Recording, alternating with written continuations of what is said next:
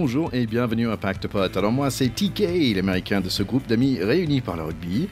Et un des raisons que j'adore faire ce podcast rugby, c'est parce que ça me donne la raison de rencontrer des belles personnes et bien sûr les re-inviter sur l'émission. Donc aujourd'hui on va parler de Top 14 et comme moi je ne suis pas forcément un spécialiste, j'ai invité quelqu'un qui connaît lui beaucoup plus, lui c'est le spécialiste. C'est notre invité number one en fait sur le podcast, notre tout première interview quand j'étais encore rookie dans le monde de podcast, c'est Didier Plana, l'homme d'un seul club et ce club c'est USAP. Il a démarré le rugby avec eux, il est devenu pro au poste de centre avec eux et par la suite, il est toujours chez les Catalans en tant que vidéo analyste depuis un bon paquet d'années maintenant. Donc, bienvenue à le plus ancien de notre pote de pack, Didier Plana. Salut Thierry, merci pour l'accueil. Bah ouais, comment tu vas alors? Eh bien écoute, très bien, très bien. De nouveau dans une saison compliquée, un top 14 pour nous, mais avec des vrais challenges, des vraies envies de s'en sortir à nouveau et de sortir par la grande porte et rester dans ce beau championnat. Ouais, bah une chose c'est chose, ça me fait vraiment plaisir de te voir tous les ans. C'est notre quatrième fois en fait qu'on parle, troisième fois qu'on parle de juste de Top 14. Mais donc j'invite à nos chers écouteurs d'aller réécouter la dernière épisode 81, où en fait on a parlé de toutes les équipes comme on va faire aujourd'hui. Mais la dernière fois on a trouvé un petit moyen, un petit raison d'aimer chaque équipe. Mais avant de démarrer avec le Top 14, on sort tout juste de World Cup et j'imagine que toi tu as bien regardé quelques matchs quand même. Est-ce que tu as regardé ce Coupe de Monde un peu différemment avec ton œil d'analyste vidéo? Oui, bien sûr, on a même travaillé un petit peu dessus avec les coachs parce que les Coupes du Monde, c'est des grands moments, des grands chantiers d'expérience et on y voit les nouvelles tendances qui vont influencer le rugby pour les prochaines années dans les clubs et dans les équipes du championnat. Donc oui, oui, on a été très attentifs. On s'est rendu compte que le rugby n'était plus à la dépossession, mais à la possession. Et que la pression que pouvaient mettre sur différents endroits les équipes en défense pour récupérer ce fameux ballon était devenue très très importante. On s'aperçoit aussi de tout le travail qui est fait au niveau des équipes internationales sur l'ensemble des détails. Rien n'est laissé au hasard, tout est codé, tout est codifié, tout est anticipé. Alors, ça suffit pas pour gagner parce que chaque fois, il y en a qu'une équipe qui gagne, mais on sent qu'il y a un travail formidable à tous les niveaux et même jusqu'aux plus petites équipes, puisque nous, on a eu la chance d'avoir pendant un mois l'équipe du Portugal qui s'entraînait dans nos installations. On a pu travailler avec eux, échanger, faire des oppositions mais ce sont des équipes de très haut niveau. Ouais, et en plus, bah, ils ont fait un sacré chemin. Portugal, c'était un vrai plaisir de les regarder. Ouais, c'est vrai ils se sont bien battus, mais comme je te disais, ils ont un staff qui est très professionnel, qui sait tirer la quintessence de ses joueurs et de trouver les failles des équipes adverses qui les ont pris peut-être un peu de haut par moment, mais à la fin, ils n'ont fait rire personne. Ouais. Et là, tu disais que en fait, ça devient un jeu de possession plutôt que des possessions, mais j'ai un peu l'impression quand même, c'est l'Afrique du Sud a gagné en donnant le ballon aussi.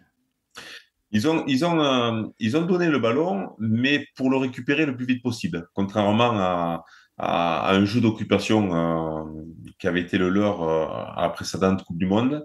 Là, c'était uniquement du jeu de pression pour le récupérer dans une désorganisation de l'adversaire sur du turnover et marquer le plus vite possible dans cette désorganisation, quoi. Et ils ont été très efficaces là-dedans. Ouais, surtout contre nous, malheureusement. Tiens, est-ce qu'il y avait des joueurs qui t'ont étonné où en fait t'as fait plaisir en fait? Oh, il y a des joueurs qui sont toujours aussi impressionnants. C'est vrai que leur troisième ligne, Steph Dutoit, c'est un monstre du rugby. Il sait tout faire, il sait tout détruire. Et moi, il m'a particulièrement impressionné sur cette Coupe du Monde. Ensuite, il y a eu des révélations. Bon, chez nous, on a eu Biel Barré, qui a été impressionnant de prise d'initiative, mais les Blacks avaient le même en plus grand et plus costaud, Taïlé et Théala, pardon, et qui a été un joueur incroyable sur les appuis, sur les Ouais. prises d'initiative incroyables.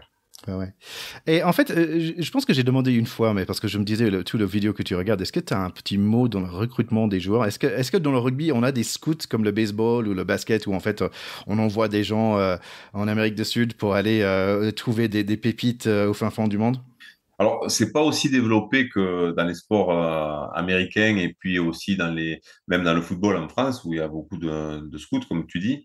Mais ça se développe petit à petit et tu parles comme un livre puisque la semaine dernière, on a notre petite espionne des Fidji qui était là et qui nous a informés sur deux, trois pépites, on espère. Bah, génial. Ça peut être pas mal comme plan de carrière, fin de carrière, tu vois, où tu dis, ouais, à partir de 60 ans, je vais commencer à voyager dans les îles de Fidji et tout ça, ça peut être pas mal. Je vais leur proposer. Écoute, pour finir, est-ce que tu as un mot à dire par rapport à cette... on va dire, il y a un peu de polémique autour de l'arbitrage. En fait, c'est intéressant, surtout dans la Coupe du Monde. On est revenu dans le top 14 et je trouve que la polémique a un peu disparu. Il y a pas eu des gros crises, entre guillemets, de l'arbitrage. C'est pas... Est-ce que... qu'est-ce que tu sens? Est-ce que tu as l'impression que le TMO prend... il y a certains anciens arbitres qui disent que la TMO prend trop de responsabilités. Est-ce que tu as un avis là-dessus?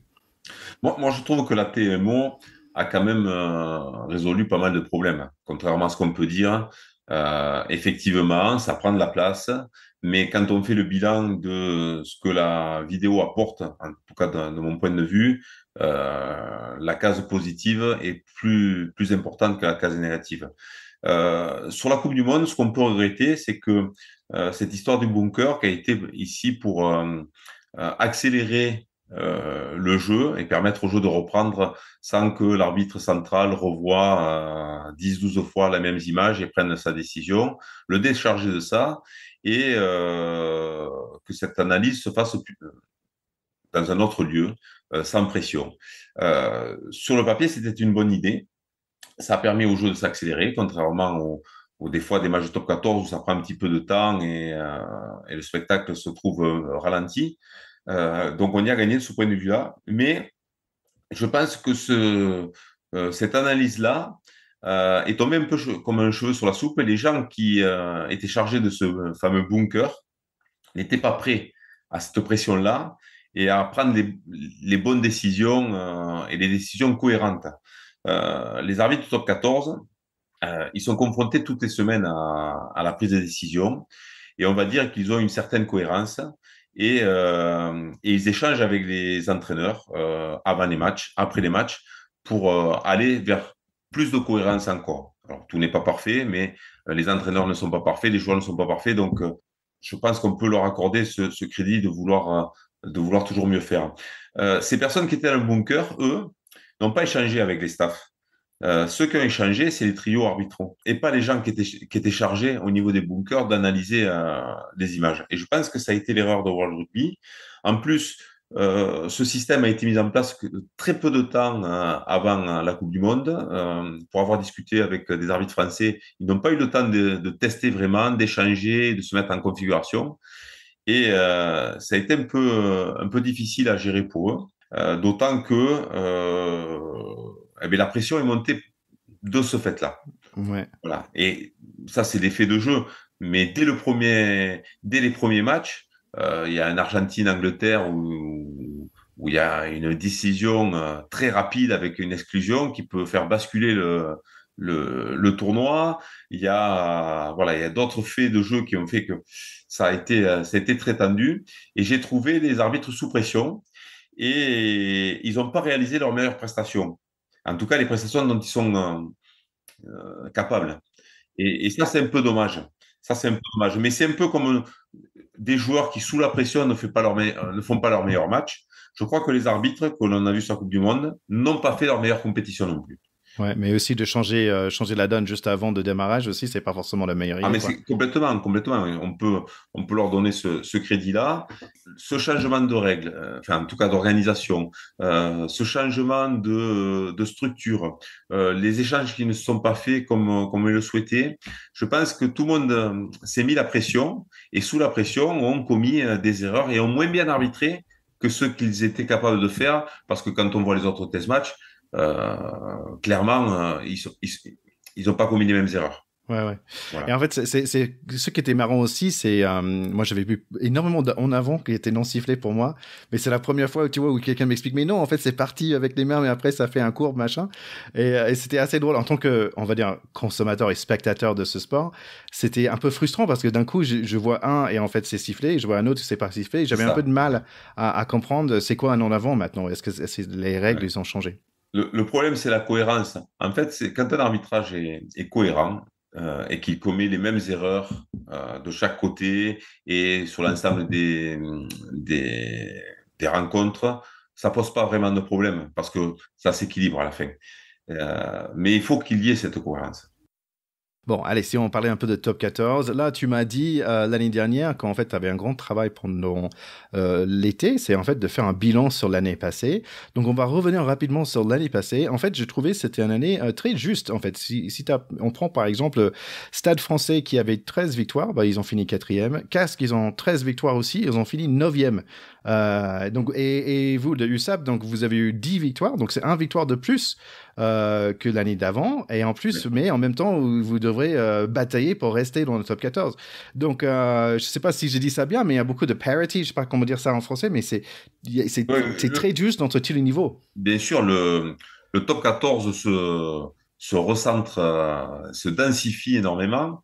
Et aujourd'hui, on pourrait presque dire qu'il y a 12 équipes qui sont capables d'être championnes de France.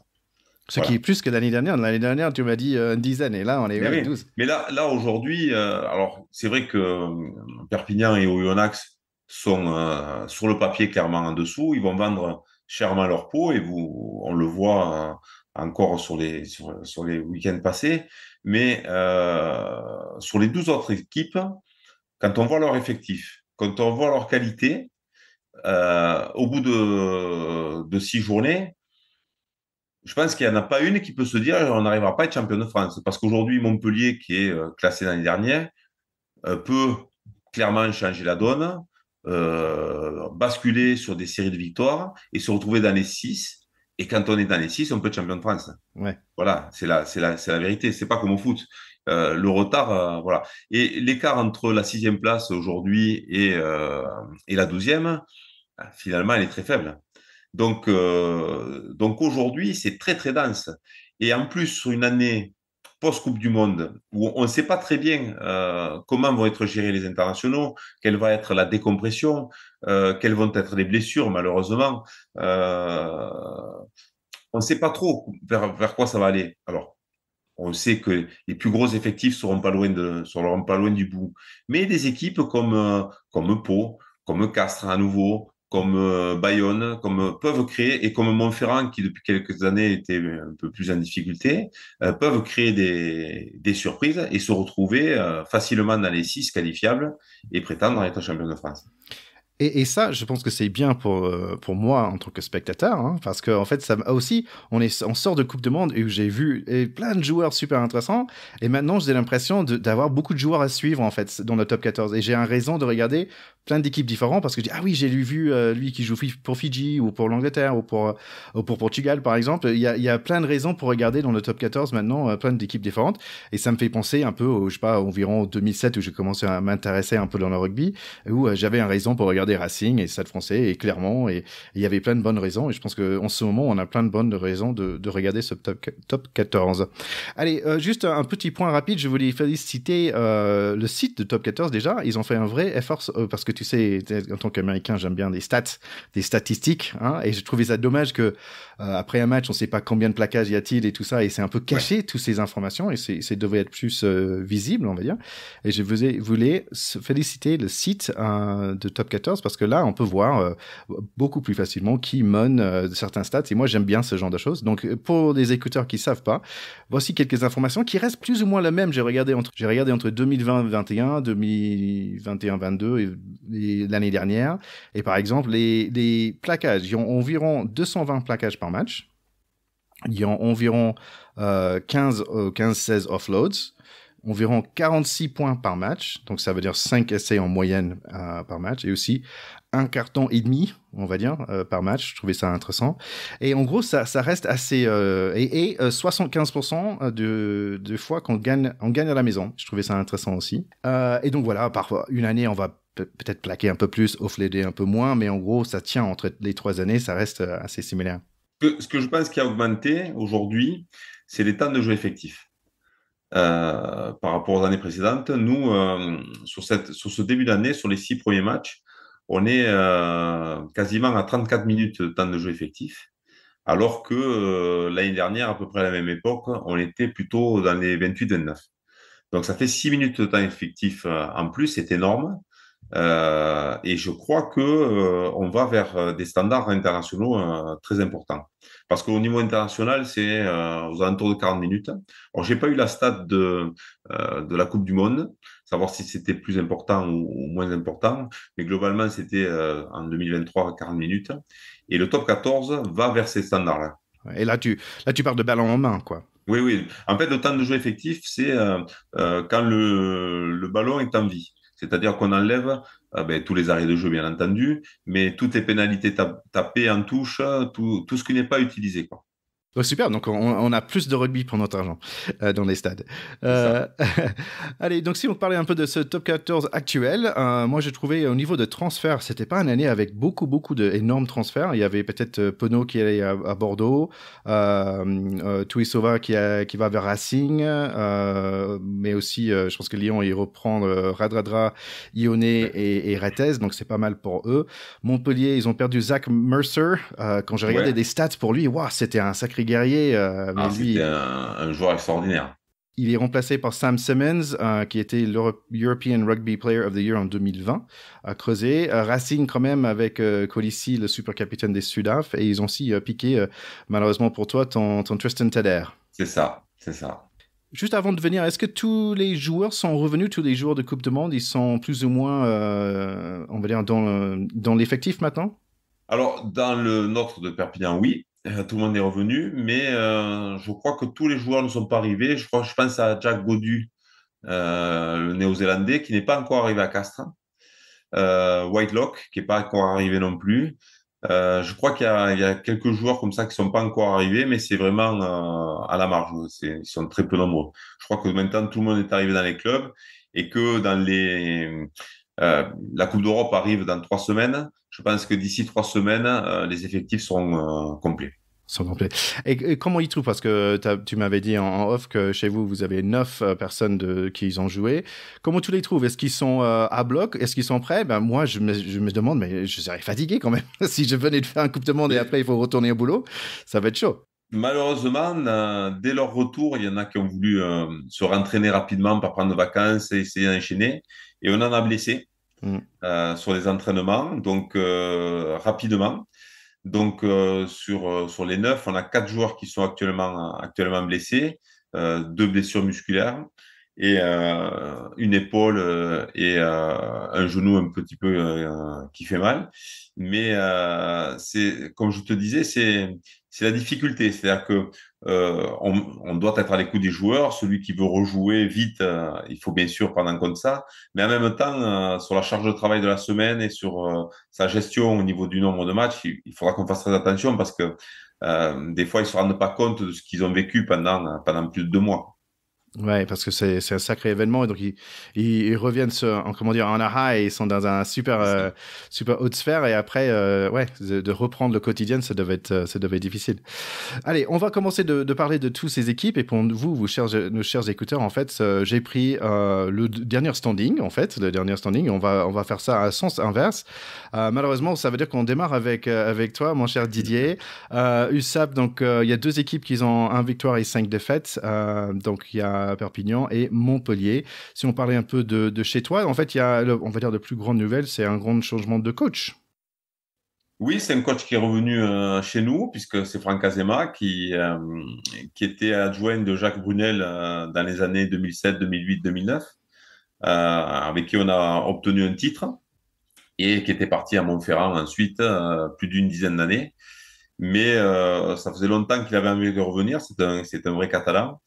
Et je crois que quand on a entraîné Perpignan, on rêve toujours d'y revenir. Et donc, l'opportunité du départ de Patrick Arletas en équipe de France était importante à saisir pour Franck Azema. Oui. Donc, on l'avait pas revu depuis plus de 10 ans. Il a beaucoup évolué dans sa conception du rugby. Il a travaillé dans des grands clubs comme Toulon et Montferrand. Il a connu des grandes structures. Donc, il nous apporte beaucoup dans son organisation, dans sa connaissance du très haut niveau. Et par contre, eh ben, ce sont des nouvelles façons de travailler que le groupe doit apprendre. Et c'est vrai que l'avant Coupe du Monde, entre les absences des internationaux et ce changement de coach, a fait qu'on a mis un peu de temps à se mettre en route et à arriver à assimiler les changements. Mhm. Je crois que ça va beaucoup mieux. Euh, on a réalisé de bonnes performances, que ce soit contre Pau à la maison malgré la défaite, la victoire contre Toulon, et puis après une bonne seconde mi-temps au Stade Oui. Toulousain avec tous ces internationaux. Un sacré, Donc, sacré remontada la semaine dernière. je crois qu'on est dans le bon sens. En parlant un peu de l'effectif aussi, bon, malheureusement, vous avez perdu Jaminet, et après, c'était Justin Tedder. Est-ce que vous allez réussir à garder Polo Solo Tulagi? Alors, pour l'instant, il est verrouillé, mais on voit bien que, par exemple, Melvin Jaminet, qui avait signé à 3 ans au Stade Toulousain, sera la semaine prochaine à Toulon. Donc, aujourd'hui, à mon grand regret, le rugby va vers le monde du football, avec des joueurs qui commencent une saison dans une équipe, qui ne vont pas jusqu'au bout de leur contrat, et même qui, en cours de saison, peuvent changer d'équipe. C'est pas ce que j'apprécie le mieux dans le rugby professionnel aujourd'hui, mais c'est comme ça. Et donc, on peut pas dire qu'il sera chez nous pendant 3 ans, mais on a essayé de tout faire pour le verrouiller un maximum. Ouais. Si on parlait un peu de ton équipe à toi, parce qu'une chose qu'on n'avait pas dit, nos chers écouteurs, on va essayer de dire, mais c'est quoi un peu le caractère de chaque équipe. Moi, je vois on va dire un pack toujours expérimenté avec beaucoup d'internationaux, aussi le capitaine qui est là depuis un certain temps, oh là là, que tu peux le prononcer, ACBS, ouais. ACBS. Tiens, il y a un nouveau Italien aussi, qui est Tommaso Alain, aussi très versatile, on va dire, 80 caps en Italie, c'est quand même 500 points, il me semble, Ouais. pour l'équipe nationale, c'est quelque chose. Comment est-ce que toi, tu décriras ton équipe à toi? Alors, d'abord, pour dire Tommy, en fait, je le connais depuis longtemps parce qu'il était déjà passé par l'USAP. En fait, il a été formé chez nous. Ah, Il a été formé chez les jeunes, chez nous. Et ensuite, il est parti jouer aux Harlequins, puis après en Italie. Et il a été international. Mais la première fois qu'il a été international, c'était quand il jouait déjà chez nous. Voilà. Donc, pour la petite histoire. Nous, on essaye d'être une équipe un petit peu plus complète. C'est-à-dire que par rapport à l'année précédente, où on était une équipe qui était capable de plier sans rompre et de jouer sans complexe les turnovers, les ballons de récupération, voilà, d'être une équipe opportuniste. On essaie cette année d'être un peu plus dominateur, avec un pack un peu plus costaud, avec des joueurs un peu plus expérimentés. On a recruté Van Tonder face au, pardon, Sobela, Marvin Ori, qui est champion du monde avec l'Afrique du Sud. Voilà, on attend beaucoup de ces joueurs-là pour encadrer nos plus jeunes et pour être plus dominants et asseoir un petit peu plus notre esprit rugby, comme on avait pu le faire dans nos belles heures du top 14. et sinon, j'ai vu que au niveau de l'attaque commence à rouler aussi, parce que là, vous êtes à plus de 26 points par match dans les 3 derniers matchs, donc ça commence à s'ouvrir. C'est ça, mais là aussi, on avait besoin un petit peu de cohésion entre les joueurs. C'est vrai que même si McIntyre était là l'année dernière, on avait Tristan Teder qui était un petit peu notre tour de contrôle dans l'organisation et dans l'animation offensive. Et en ayant perdu ce joueur, il fallait essayer de le remplacer, mais un peu différemment, parce que Tommy Allen, c'est pas du tout le même type de joueur, c'est pas du tout les mêmes qualités. Et on l'avait pas avant la Coupe du Monde. Par contre, on se rend compte que depuis qu'il est revenu, on a retrouvé de l'assise, de la complémentarité avec Jack, et donc de l'efficacité offensive. Si on parlait rapidement alors de Montpellier, aujourd'hui ils sont 13e ils ont gagné leur premier match et par la suite ils ont perdu 5. Donc ça devait être un peu difficile, un peu chaud dans les vestiaires, je dirais. Moi je vois un changement de garde où on avait Guirado je mal prononce chaque fois, mais Fulgence Oridrago. On a parlé de Mercer qui était un sacré client qui est reparti en Angleterre. Ritière aussi qui est parti pour Toulouse. Beaucoup d'absence de blessures et dans le 15 de France. Perdu 5 à la suite, difficile de croire qu'ils ont gagné le bouclier il y a 2 ans, ou est-ce que c'est juste un faux alerte? Euh, non, parce que comme je disais en off aussi, on n'est pas à l'abri d'un enchaînement de 3, 4 victoires pour Montpellier, qui se retrouve à nouveau dans les 6 qualifiables, parce que c'est une équipe qui est solide, qui a beaucoup de joueurs talentueux, mais ils sont dans la même problématique que nous, c'est-à-dire qu'ils ont changé d'entraîneur, ils ont changé plus de 30% de leur effectif, et il y a une pré-saison qui n'était pas du tout la même que les années précédentes, c'est-à-dire qu'eux, ils ont fait une pré-saison avec un tiers de l'effectif absent aussi. Et donc, forcément, pour trouver de la cohésion, pour mettre les choses en place, c'est très compliqué. Et j'allais dire que l'enchaînement des défaites n'aide pas à ça. Dès qu'on arrive à avoir un petit peu de réussite, parce que au final, ils ont perdu des matchs de très très peu. Ce week-end, ils étaient menés vers 3, ils meurent à 3 points de l'ASM. Ils ont pris un point de bonus aussi à l'extérieur, je crois que c'était au Stade Français. C'est pas l'équipe moribonde qu'on pourrait décrire, mais c'est vrai qu'ils sont dans une spirale négative et que c'est difficile. Mais je dis attention à Montpellier parce que aussi ils ont ce qu'il faut en termes d'effectifs. Ils ont un staff d'expérience. Richard Cockerill arrive quand même de Leicester où il a fait des très belles choses. Donc ne nous trompons pas, on peut être surpris par cette équipe avant la fin de la saison. J'espère pas ce week-end. Si on parlait de Oyonnax, alors, Oyonnax qui était un vrai molosse en Pro D2 l'année dernière, aucun problème pour sortir à retrouver le top 14. En fait, l'année dernière, tu m'as parlé de Bayonne qui sont arrivés solides déjà dans le top 14 l'année dernière et on se voyait, on parle pas de Bayonne là, mais ils ont fini 8e ou 9e l'année dernière. J'ai l'impression que Oyonnax aussi, ils arrivent très solides. Ils ont l'habitude d'être ici et normalement, ils sont difficiles à battre à la maison aussi parce que je suis allé l'année dernière, je peux dire, il fait froid, il faut porter un combi de ski quand tu vas là-bas. Oui, oui, ils ont dominé à tête les épaules la Pro D2, ce qui leur a permis de préparer au mieux la montée en top 14, de s'équiper, d'être une équipe attractive. Donc, ça leur a permis de faire venir des joueurs expérimentés qui ont cru dans le projet. Et ils ont un petit peu mieux démarré que nous avec 2 victoires à la maison. Mais ils auront, je pense, la même problématique que nous, c'est-à-dire que euh, on est l'équipe à abattre à l'extérieur. Forcément, chaque équipe, quand on voit la densité du top 14, court après chaque petit point qu'il peut récupérer. Et dans le calendrier, aller à Oyonnax ou aller à Perpignan, c'est un endroit où on peut aller récupérer des points à l'extérieur.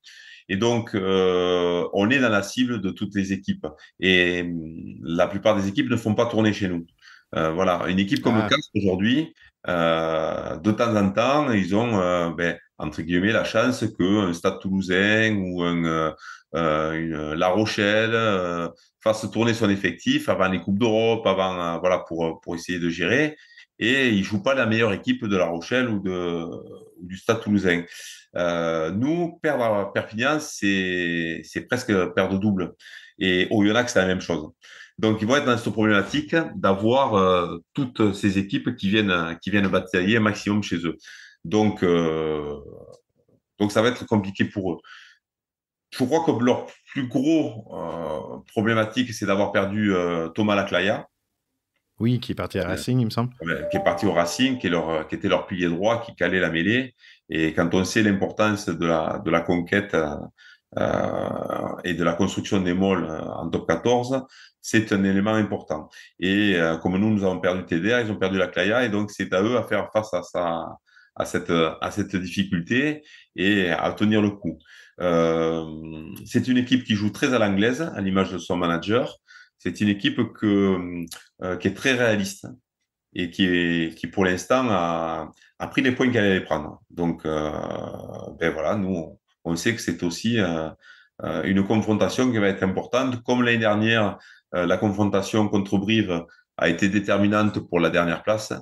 On sait quelque part que la double confrontation avec Oyonnax sera certainement déterminante aussi pour la fin du championnat.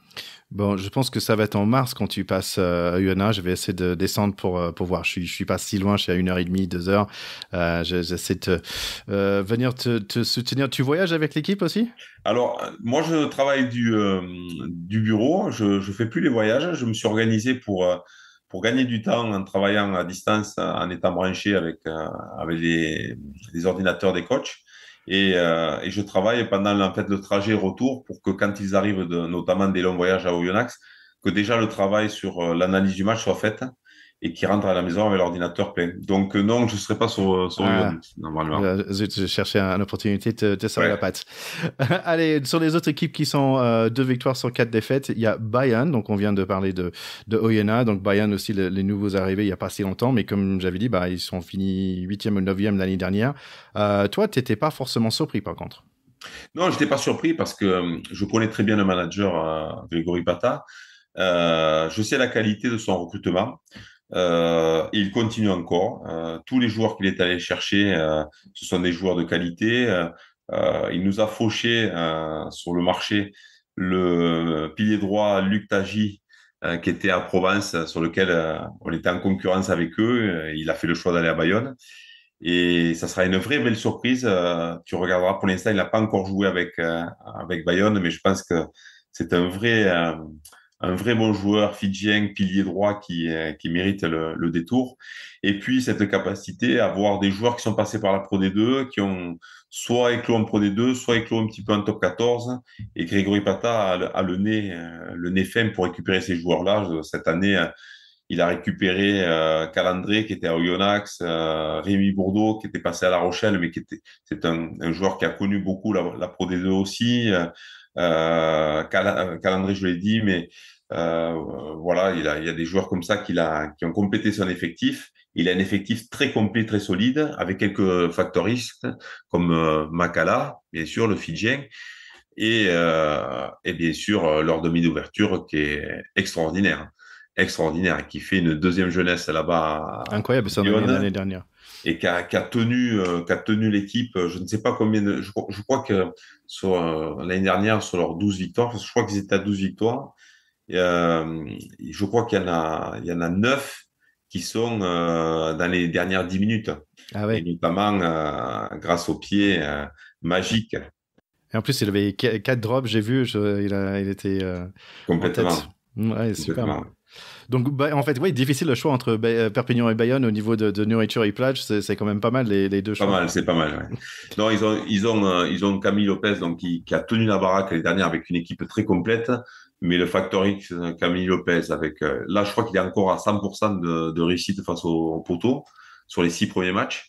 Il a rien loupé, donc c'est voilà. Et puis il a cette capacité à. On a l'impression qu'il travaille avec la vidéo, c'est-à-dire que pendant le match, il est capable d'arrêter le match, prendre la bonne décision et relancer les autres. Je Il me a, demande s'il n'a pas une télécommande ouais, il a un cheat code pendant le quelque match. part comme dans un jeu vidéo. Allez, si on parlait de La Rochelle, peut-être un peu surpris de les voir 2 victoires sur 6 matchs, mais j'ai pas l'impression qu'on devrait être trop inquiet. On a un retour de West, un retrait quand même de leur capitaine Roman Sazi. Globalement, une équipe très stable, grande équipe, 2 fois champion d'Europe, finaliste qu'ils ont perdu par 3 petits points l'année dernière. Tu le sens comment? Je pense qu'ils vont avoir un peu de mal à se remettre vraiment au boulot parce que ils ont la double problématique, c'est qu'ils viennent d'enchaîner quasiment 3 saisons où ils ont fait 4 ou 5 finales, je sais plus, puisqu'ils avant d'être double champion d'Europe, ils venaient de perdre une finale, donc ils ont fait 3 finales de Coupe d'Europe, ils ont fait 2 finales de championnat, donc c'est une équipe qui a beaucoup donné, qui a joué énormément. Il y a des joueurs qui ont enchaîné des matchs et plus dans leurs meilleurs joueurs, ils ont fait la Coupe du Monde. Donc, je pense que c'est une équipe qui est un peu usée mentalement, qui va avoir des difficultés pour moi sur le début de championnat. Ils vont gagner des matchs, ils vont se qualifier à l'arrivée. Je suis pas inquiet pour eux, mais je pense que ça sera une équipe qui va devoir batailler. Et je peux me tromper, mais je pense pas qu'ils puissent réaliser la même saison que l'année dernière. D'accord. Je pense que ça sera plus dur pour eux. Tu sens une espèce de fatigue, en fait, après 3-4 ans. Parce qu'en plus, ils montaient en flèche, pas forcément en flèche, mais il y avait un remonté pendant 4 ans maintenant. Bien sûr. Et puis des fois, il y a des faits de jeu qui changent tout, mais cet essai de Romain Tamac à la dernière seconde, alors que le doublé était là pour eux, qu'ils avaient tout ce qu'il fallait, je crois que ça va être compliqué à digérer. C'est passé depuis des mois. Tout le monde dit oui, ils sont passés à autre chose. Je crois que ça va être compliqué. Ouais, Je ok, crois que ça va ouais, être compliqué. c'est intéressant ça quand l'histoire nous dira aussi ce genre de choses, ouais, c'est super intéressant. Allez, si on parlait de Lyon, quand même ils étaient dans les playoffs l'année dernière, il y a beaucoup de grands noms, malheureusement Tuisova il est parti, mais comme j'avais dit, Radradra, Ione et Retres qui revient, le 9-10 superbe aussi. Mais en même temps, c'est pas une équipe que je connais très bien, on va dire. Il y a des noms que je connais, mais je les connais pas forcément leur identité en tant qu'équipe. C'est quoi leur identité à eux dans le jeu? Eh bien, j'allais te dire que ça fait partie des équipes qui, pour l'instant, sur le début de saison, ne montrent pas une réelle identité. Ils jouent plus de coups que de matchs aboutis. Ils ont des bons joueurs, ils ont un pack solide, ils ont des trois quarts de qualité. Il y a encore, comme tu as dit, ils n'ont pas rentré Radradra, mais Paddy Jackson qui est revenu dans le championnat français, qui fait une bonne début de saison. Euh, non, non, ils ont une belle équipe, mais pour l'instant, le changement d'entraîneur aussi fait que on a du mal pour l'instant à voir vers quoi ils vont tendre. C'est un staff un peu inexpérimenté en top 14 qui arrive de Grenoble, qui a fait de belles choses à Grenoble, par contre, puisque nous, on les a joués l'année dernière, ils avaient été finalistes de la Pro D2, ce staff-là, et ils nous avaient posé des problèmes. C'était une équipe qui était très en place rugbystiquement, avec des vraies qualités, peu de faiblesses. Je pense qu'ils veulent faire la même chose avec Lyon, mais que la mayonnaise va avoir un peu de mal à prendre encore, comme pour Montpellier, comme pour Perpignan, des changements de staff, des changements d'effectifs. Voilà, tout ça, ça se construit pas en un jour, il faut du temps. Et suivant les endroits, la pression monte plus vite que d'autres. Et je crois que Lyon, c'est un endroit où on a envie que l'on gagne un peu plus que ce qu'on a gagné jusqu'à maintenant. Et donc, là aussi, je sais pas dans quelle mesure la pression peut monter plus vite et les embêter. Maintenant, avec des joueurs comme Demba Bamba, les frères Tao, Baptiste Couillou, il y a quand même du matériel, du mortier. Comment s'appelle-t-il, l'arrière géorgien aussi extraordinaire, Nashvili. Nashvili. Ouais. Attention. Mais Ouais. ils sont dans une période un peu trouble où ils doivent retrouver de la cohésion, récupérer leurs mondialistes, mettre en place une nouvelle façon de jouer. Donc, pour l'instant, on est un peu dans le flou. Et moi qui les ai vus sur les 6 premiers matchs, je t'avouerai que j'ai du mal à analyser vraiment vers où ils vont. D'accord, c'est intéressant parce que comme je disais, quand j'ai regardé les joueurs qu'ils ont dans cette équipe, j'étais surpris de connaître presque tous les joueurs. Ça m'arrive très rarement où je regarde le feuille de match, je dis ah oui, mais je connais bien cette équipe dans un sens, tu vois. En plus, ils avaient pas mal de joueurs qui sont passés un peu, genre le Jurassi, un tout petit ou Lambier par exemple, des personnes qui sont passées un peu pour l'équipe de France aussi. Allez, si on parlait de Bordeaux, tu parlais de changement de coach et Bordeaux, en fait, c'était intéressant. L'année dernière, tu m'as parlé d'une équipe fragile. En fait, tu parlais de l'idée que, on va dire l'esprit d'équipe est fragile. Et en ce moment, juste après, il y avait quand même des polémiques et tout a changé. Il y avait Rose qui est parti. Et après, je pense que c'est Yannick Bru qui est arrivé. Oui. Donc début de saison difficile l'année dernière, mais finalement ils étaient dans les demi-finales en fait, perdu contre La Rochelle, il me semble. Oui. Beaucoup de grands joueurs aussi. Première ligne, Poirot, Tamifuna aussi, impressionnant. Diaby dans le leader, le 9-10 du coup Jalibert. Moefana Burros aussi, avec l'ajout de Pono, donc plein de qualités. Et aussi, je trouve que s'ils ont vécu l'année dernière pour aller assez loin, plus loin qu'on aurait pensé, peut-être ils ont des opportunités d'aller même plus loin cette année. C'est l'interrogation, Bordeaux, parce que, comme tu l'as dit, ils sont sortis de l'épisode Urios où ils étaient en grande difficulté et le fait que le manager s'en aille en courte saison, ça les a libérés et ils ont fait la fin de saison que l'on connaît. Là, aujourd'hui, l'arrivée de Yannick Bru, qui l'on connaît, qui est passé par l'équipe de France et qui a entraîné Toulouse, qui est allé faire aussi une pige en Afrique du Sud. C'est un vrai coach, on va dire, international. Et quand on a dans son effectif beaucoup d'internationaux, je crois que ça peut donner que des bonnes choses. Là, aujourd'hui, ils n'ont pas eu tous les résultats pour être premiers, mais je pense que c'est surtout sur les 3 premiers matchs avant la Coupe du Monde. Là, je pense que Bordeaux va monter en puissance. C'est une équipe qui est très complète. Il y a quasiment une équipe derrière, c'est l'équipe de France, quasiment. D'habitude, ça soit Toulouse, mais là, si on regarde sur le papier, c'est Lucu, Jalibert, Moefana, Bielbarré, Penaud. Ah, j'ai oublié Bielbarré, ouais. Ouais, ça en fait 5 quand même, Ouais, ouais. qui ont fait la dernière finale, enfin la dernière quart de finale de Coupe du Monde. Donc, mis à part l'incertitude sur comment seront-ils ces joueurs, comment vont-ils être gérés, est-ce qu'ils vont avoir des blessures, est-ce qu'ils vont avoir des coups de fatigue, est-ce qu'ils vont avoir des coups de mou, c'est l'inconnu. Mais sur le papier, ils ont une équipe pour être dans le dernier quart final, c'est sûr. Hein. Ouais. C'est sûr. Donc là, donc une équipe 3 victoires, 3 défaites. Un autre équipe de la même situation, c'est Toulon. Bon, pas mal des super Fidjiens comme toujours. Comme même chose que Lyon, une super équipe au niveau des noms. Gabin Villiers, Senzel, Bigard, Serin, Ben White aussi, je trouve. Priso, Bobigny dans la première ligne, gros. Tiens, on a appris Olivon aussi, capitaine. Et on a appris aujourd'hui pour Alwyn Jones qui va plus jouer apparemment. Je viens de lire ça. Mais résultat, on va dire, assez moyen l'année dernière, il me semble. Ils étaient un peu au milieu du pack. Comme ils Ouais. sont en ce moment un peu au milieu du pack, est-ce qu'ils vont rester là ou est-ce qu'ils vont aller un peu plus loin? Euh, Comme tu le dis, quand on regarde sur le papier, c'est presque le All-Star aussi. Hein. Alors, c'est pas des joueurs français particulièrement, mais Naya Salivou, Paella, dont maintenant ils vont avoir Jaminet, parce que je pense qu'il leur a manqué un vrai buteur l'année dernière. Et là, ils vont l'avoir, pour le coup, je le connais bien.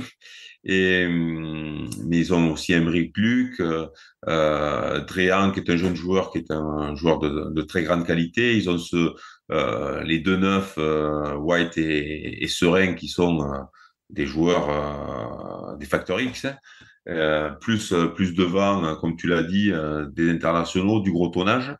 Donc, c'est un peu décevant aujourd'hui. D'ailleurs, j'ai lu aujourd'hui qu'ils avaient un petit peu le feu avec les supporters, mais, mais je ne sais pas exactement ce qui s'y passe parce qu'ils ont les structures, ils ont les joueurs, ils ont l'entraîneur, parce que Pierre Mignoni, c'est un Oui, c'est sacré vrai. entraîneur, pour réussir.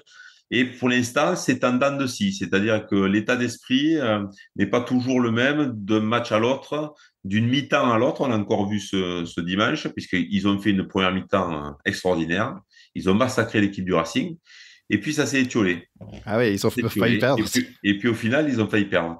Donc, c'est un peu surprenant.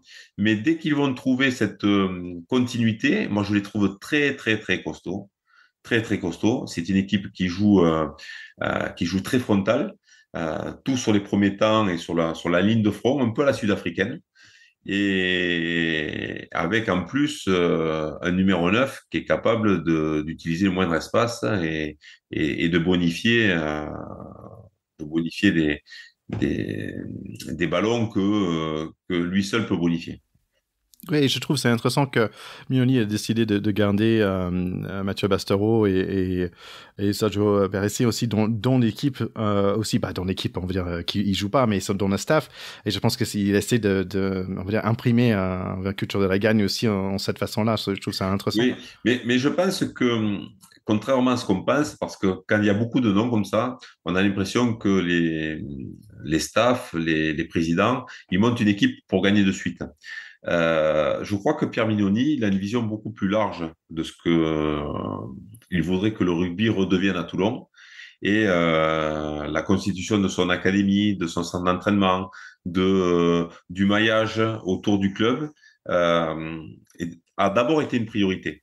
Mhm. Et donc, fatalement, quand on met de l'énergie sur ça, on en a parfois un peu moins sur le championnat, on va dire.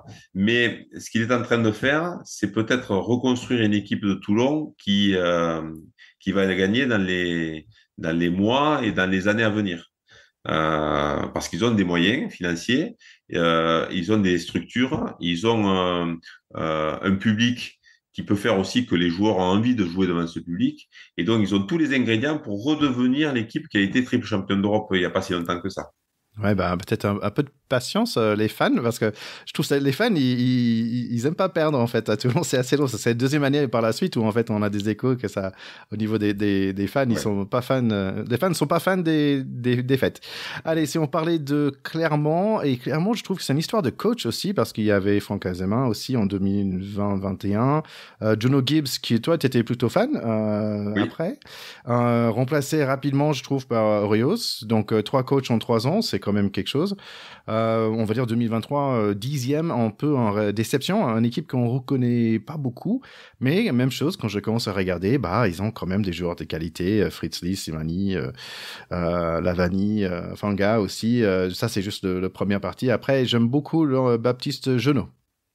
Oui, alors il faut pas se tromper, Baptiste Genot, c'est le futur Antoine Dupont, hein.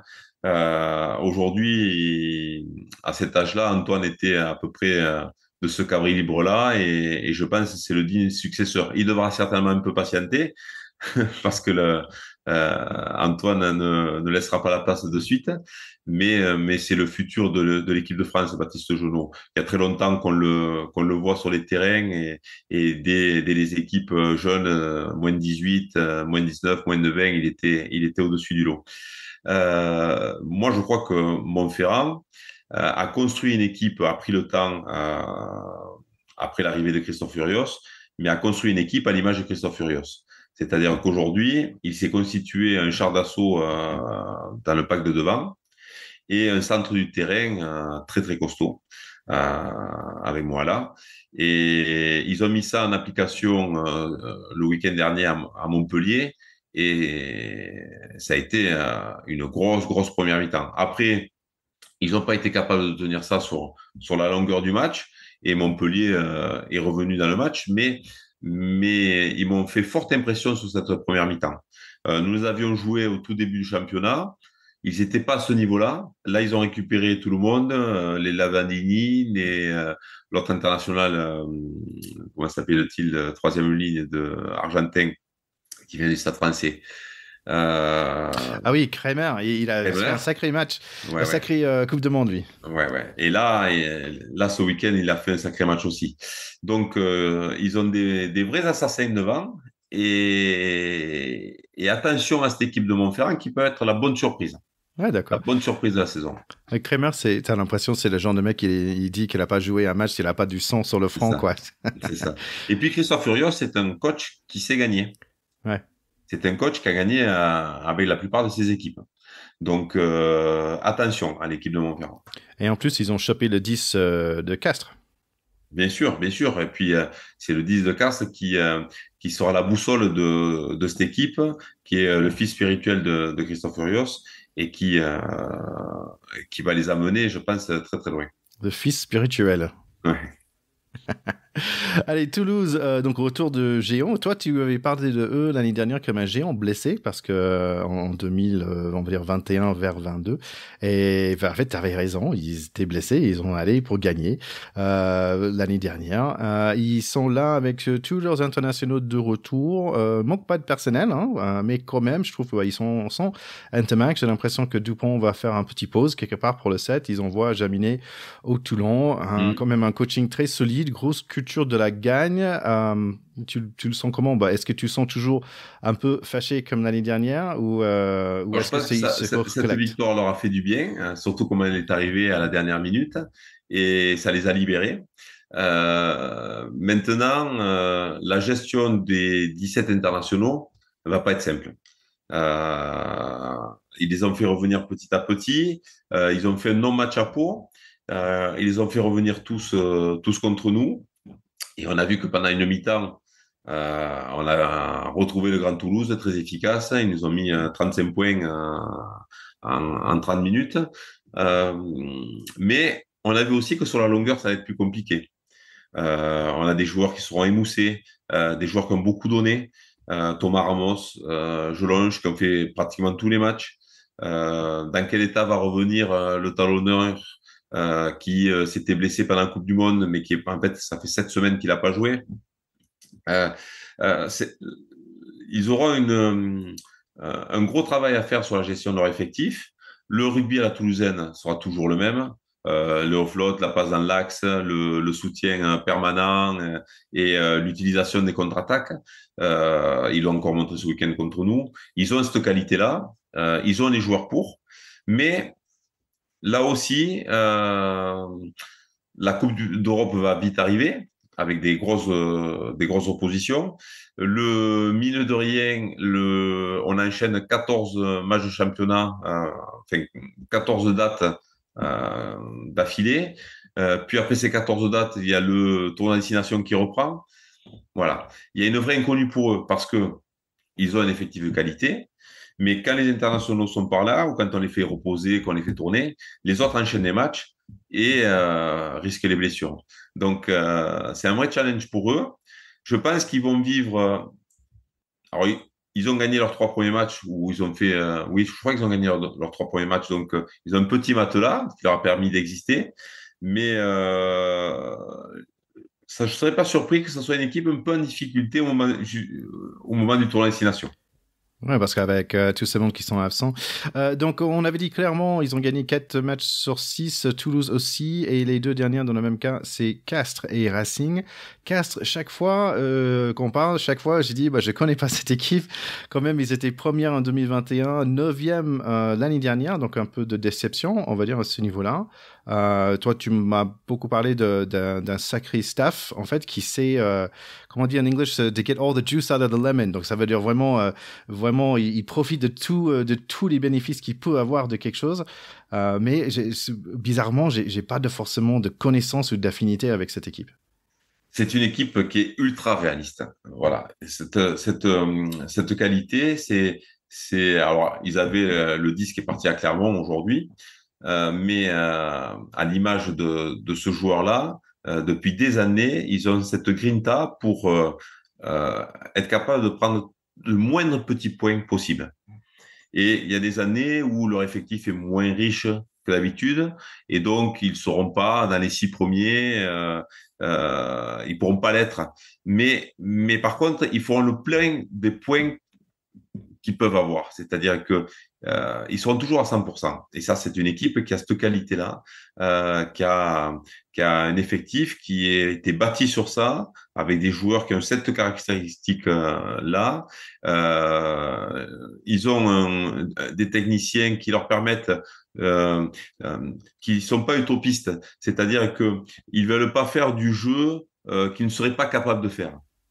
Ok. C'est-à-dire que ils vont pas tout d'un coup jouer à la toulousaine ou jouer très frontal comme pourrait faire Toulon parce qu'ils n'ont pas les joueurs pro. Ils ont un jeu plus hybride qui est fait de dépossession pour le coup, de jeu quand même en contre-attaque, d'occupation et d'efficacité dans les 22 mètres adverses. Donc, mais parce que ils ont un jeu qui est construit autour des qualités de leur effectif. et il ne surjoue jamais. Ah, c'est Et donc, intéressant. c'est une équipe qui est très difficile à battre, très difficile. Alors, ils ont des coups de moins bien dans la saison parce que là aussi, ils ont des très bons joueurs, mais ils n'ont pas des doublures à chaque poste comme peut l'avoir les Toulousains, les Toulonnais, Bordeaux, Lyon. Donc, fatalement, si en période d'hiver, ils ont de la casse, c'est plus compliqué. Mais par contre, ils tirent 100% de leur effectif. Voilà. Et ça, c'est pour ça qu'ils sont rarement en danger, Castres. Et Donc, puis, il y a des années où, avec un peu de réussite, ils font des coups. Et mine de rien, sur les 10 dernières années, je crois qu'ils ont été 3 fois champions de France ou 2 fois champions de c'est France. incroyable, ouais. Voilà. Donc, il n'y a pas de hasard. Donc peut-être une équipe qui va apprendre un petit peu de casse, c'est Racing, hein, parce que sur le papier, c'est une grosse équipe. Ils ont battu quand même Stade Français dans les barrages l'année dernière, mais éliminé assez lourdement en fait par Toulouse dans les demi. Même chose, c'est une équipe que je connais presque tout le monde par nom. Il y a des éternels Lauré, Chauvency, Imenov, Kamisha et Leroux. Il y a des stars comme Flico et Wookie. Il y a des petits pépites de l'année dernière, Max Spring, des nouveaux arrivés, Tuisova, Colissi et Teddy et Tristan Teller. Waouh, juste là, c'est un Ah. sacré. Ils sont bourrés de talent, mais même chose, j'ai pas forcément. Comme il y a quelques années, on avait un ressenti par rapport à Racing. Pour le moment, peut-être parce que je suis tellement dans le rugby, on va dire international, je ne connais pas, on va dire, l'esprit de cette équipe. Mais là aussi, le Racing, c'est la piste aux étoiles, hein. Quand on voit les noms que tu viens de citer, ça paraît incroyable. C'est presque une équipe internationale. Et, et en plus, cette année, ils ont investi sur un coach charismatique qui a entraîné le Leinster pendant des années et qui va, j'en suis sûr, mettre sa patte. Pour l'instant, c'est pas tout à fait le cas. On n'a pas tout vu, mais on sent que il y a des choses qui se mettent en place. Nous, quand on les analyse, on voit des choses importées d'Irlande sur des plaquages debout, des situations de ruck très rapides, des utilisations des largeurs de terrain avec du jeu au pied de pression. Il y a beaucoup de choses qu'on retrouve qui faisaient la patte de Lancaster. Et ça va se mettre petit à petit en place. Et je pense que là aussi, ça peut être un char d'assaut. Donc, ça peut faire des étincelles. Voilà. La difficulté pour le Racing, c'est que il joue dans une salle de spectacle, ça brille, c'est Paris, et que des fois, ils ont des joueurs qui se perdent un petit peu dans cette ambiance-là. Ah, Qu'ils n'ont pas les résultats qu'ils voudraient avoir parce que justement, ils seraient presque dans un confort trop important. Maintenant, pour avoir croisé Lancaster dernièrement sur les matchs amicaux et sur un match au Racing, je crois qu'il va mettre un point d'honneur à mettre tout le monde dans le rang et à obtenir ce qu'il veut et la justesse d'entraînement. Maintenant, Lancaster va découvrir aussi un championnat exigeant où on joue beaucoup plus qu'en Irlande et il ne pourra pas faire reposer ses internationaux comme il faisait en Irlande et que c'est en équipe du Leinster avait 20 matchs par an. Là, il va avoir des joueurs qui seront plutôt à 35-40 matchs. ouais. Donc, là aussi, comment va-t-il s'adapter? C'est un petit peu le point d'interrogation. Bon, moi qui est quand même un peu fan, bah, j'habitais Colombes et un de nos potes de notre pack, Théo, qui a joué à Racing. Moi, je suis super content que Colissi arrive aussi parce que je pense que on avait parlé l'année dernière, mais c'est qui le leader de cette équipe? On avait dit Ficou qui venait d'arriver et peut-être le Roux aussi. Mais là, Colissi, c'est un leader né aussi et peut-être il peut apporter ça. Je crois que c'est un double champion du monde. Quand on voit comment il est habité par le maillot de son pays, s'il vient pour apporter ça et pour porter aussi haut le maillot du Racing, je pense qu'il va leur faire franchir un cap. Je crois qu'ils se sont pas trompés. C'est un vrai coup qu'ils ont fait. Je crois que ce choix-là, Lancaster aurait pu le faire avec un Irlandais comme Brian. C'est le même type de joueur. Et il n'est pas allé chercher que le bon joueur, parce que sinon, il aurait peut-être pas pris Colissi, il aurait peut-être pris un autre joueur, parce qu'en troisième ligne, ils ont des dizaines de très très bons joueurs. Non, non, il est allé chercher le capitaine de l'Afrique du Sud, et je crois que c'est pas du hasard. Je crois que c'est pas du hasard. Ouais, tu donnes l'espoir là pour Racing. Allez, si on parlait de Pau, ils ont perdu leur premier match contre Castres par un petit point. Et ensuite, ils ont battu Racing, USAP malheureusement, Toulouse, Lyon et UBB semaine dernière. Donc une autre équipe que je connais pas forcément, mais apparemment les nouveaux aides, c'est Baptiste Pesanti qui m'a dit ça, que les nouveaux aides aimaient bien aller là-bas parce qu'il y avait des bons montagnes et des bons vins rouges. Donc il y aura des frères Whitelock, il y a Gaëtan aussi qui a fait une apparence sur le 15 de France, Jack Maddox. Donc voilà, donc une équipe qui sont bien présents en ce moment. La question c'est est-ce que ça va durer des faits qui sont en tête d'affiche en ce moment. Alors, moi, je pense que ça peut dire un petit peu parce que ils ont un très bel effectif. C'est une équipe qui joue très bien déjà depuis 2 saisons, mais qui n'était pas tout à fait régulière et qui avait des, j'allais dire, des coups de blues un petit peu, des maux de tête, alors que vu de l'extérieur, on avait l'impression que c'était une très très belle équipe.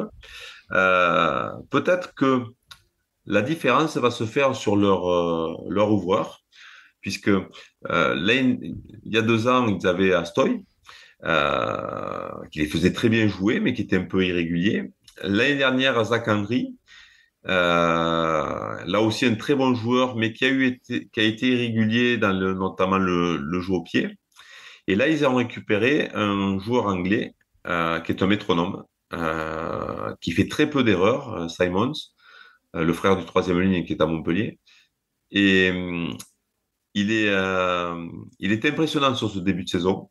Il est très surprenant. Et tu disais que les Néo-Z aiment aller là-bas, mais je crois que c'est pas que pour ça. C'est parce que il y a un esprit néo-zélandais dans leur jeu. Il y a une répartition parce que contrairement à ce qu'on pense, les Néo-Zélandais ils jouent autant au pied qu'à la main. Donc ils ont cette capacité à occuper, à jouer au pied, mettre la pression, occuper le terrain. Et puis après, les ballons de contre-attaque, les ballons en zone de marque, de les jouer très vite avec beaucoup de vitesse. Et ils ont ces qualités-là. C'est-à-dire que si on leur mettait un maillot noir, je pense qu'on serait pas loin de voir un peu l'équipe néo-zélandaise. Et Piqueroni, leur entraîneur, je pense qu'il a cette inspiration-là et il essaye de trouver des joueurs qui ressemblent à ça. Alors, il a eu la chance de tomber sur Gailleton, qu'ils ont eu très jeune, qui, s'il était néo-zélandais, aurait 80 sélections avec les All Blacks à la fin de sa carrière. Euh, Ils ont Maddox, qui est un arrière australien, mais qui ressemble à un Barrett, très efficace au pied, très bon sur les chandelles, avec beaucoup de vitesse. Euh, donc voilà, ils ont cette qualité-là. Ils ont un centre Manu qui pourrait être le pendant d'un centre néo-zélandais qui est fidjien, mais voilà. Donc ils ont cette patte néo-zélandaise, je trouve.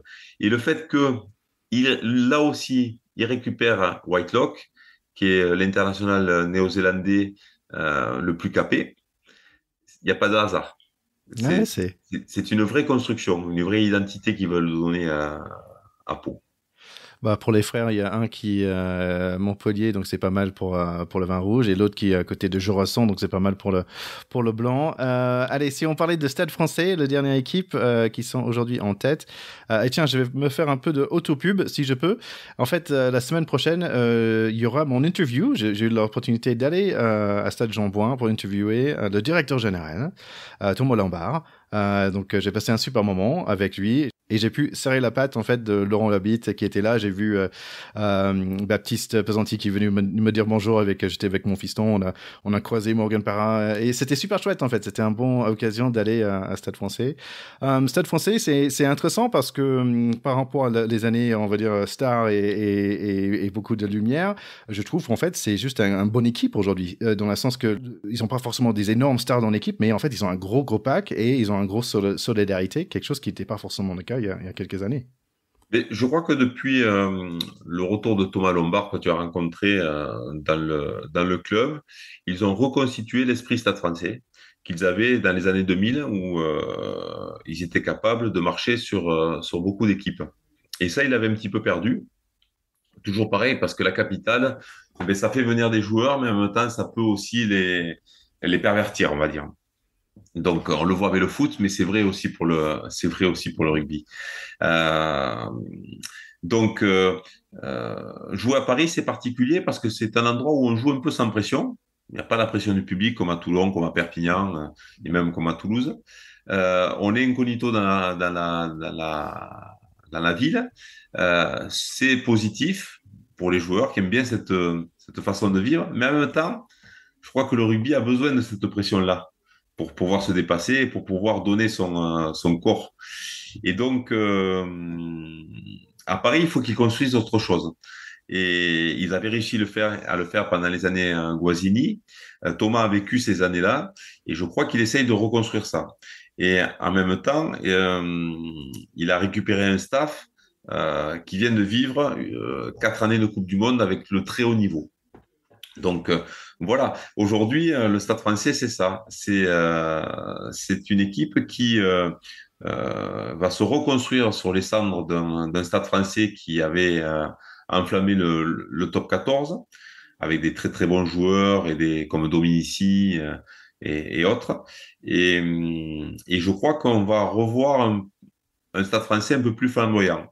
Maintenant, je trouve que c'est toujours fragile le Stade français.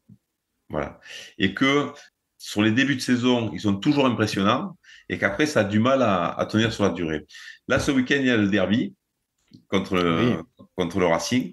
Et ce sont des vrais moments importants de la saison. S'ils passent à côté de ce derby, je pense qu'ils n'enchaîneront pas comme ils ont pu le faire jusqu'à maintenant. Si par contre, ils remportent le derby face au Racing, là, ils seront dans la continuité de ce qu'ils essayent de mettre en place et ça sera une équipe sur laquelle il faudra compter à la fin. Je pense qu'il y a un vrai tournant déjà ce week-end. Ah bah c'est super intéressant. Bah, cherche écouteurs, il ne faut pas oublier de regarder ce match parce que comme tu dis, ça va être super intéressant. Et maintenant que tu as bien décrit les deux et ils ont chacun leur destin en main et bon, on est à 25% on va dire, de la saison. Mais maintenant, c'est l'opportunité de savoir comment ça va poursuivre. Bah écoute, je pense que j'ai pris beaucoup de ton temps déjà. Merci de t'avoir passé plus d'une heure avec moi. J'avais plein d'autres questions sur le Challenge Cup parce que vous allez être dans le Challenge Cup cette Oui. année. Nous, on va jouer contre Trévise, on va jouer contre les Sud-Africains, les Lions, et on va jouer contre Newcastle. D'accord. Voilà. Ok. Comment ça marche? Oui, parce qu'en fait, on joue pas tout le monde dans la poule. Ah ok, parce que je suis en train de regarder des trucs et Ouais. j'avais pas compris Ouais. ça. Ok, On joue pas tout le cool. monde. Mais chaque année, on joue la Challenge Cup parce qu'en fait, en top 14, il y a 7 équipes qui jouent la Champions Cup et 7 équipes qui jouent la Challenge Cup. Pour nous, c'est l'occasion de faire jouer aussi des joueurs qui ont moins de temps de jeu en top 14, de faire tourner, de trouver de la cohésion. Et c'est des bons moments pour lancer des joueurs qui reviennent de blessures, pour tenter des choses aussi, de jouer un petit peu sans pression, parce que pour nous, clairement, c'est pas l'objectif. Et puis, sur un malentendu, si on gagne 2 matchs, on peut se qualifier, jouer un match de phase finale, c'est toujours sympa. Ouais. Mais c'est bon, clairement, c'est pas notre objectif aujourd'hui. Ouais. Ça fait 3 fois à la suite que la France a gagné, donc c'était Montpellier, Lyon et après Toulon l'année dernière. Et en parlant rapidement de Challenge Cup, aussi 3 fois que c'est les Français qui ont gagné avec Toulouse et après 2 fois La Rochelle. 2 fois La Rochelle contre Leinster quand même. Est-ce qu'ils vont faire 3e fois? Tu sentais pas trop. Et qui va gagner ce Champions Cup alors? Moi, je crois que cette année, soit les Anglais, soit les Irlandais vont remettre la main sur la coupe. Alors, les Anglais, il y a quand même des difficultés financières qui font que les clubs n'ont pas pu garder tous leurs joueurs. Donc, ça, c'est une vraie difficulté. Mais le fait qu'ils aient fait cette demi-finale du Coupe du Monde, ça va leur redonner un petit peu de baume au cœur et d'allant qu'ils ne pensaient peut-être pas avoir avant la Coupe du Monde. S'ils n'étaient pas qualifiés pour les phases finales de la Coupe du Monde, je n'aurais pas ce discours-là. Mais je crois que ça va leur faire du bien et qu'on va retrouver des clubs anglais un peu plus performants. Et ensuite, l'Irlande. L'Irlande, c'est un petit peu comme nous. C'est les numéros mondiaux. Ils ont perdu sur un fait de jeu. Clairement, ils auraient pu faire une demi-finale et une finale, comme nous d'ailleurs. Et les provinces sont à l'image de leur équipe première. Les effectifs sont à peu près les mêmes. Depuis 3 ans, ils sont soit champions, soit en finale. Je crois qu'on va les revoir au bout. Je Ouais. pense que ce sera plus dur pour les Français.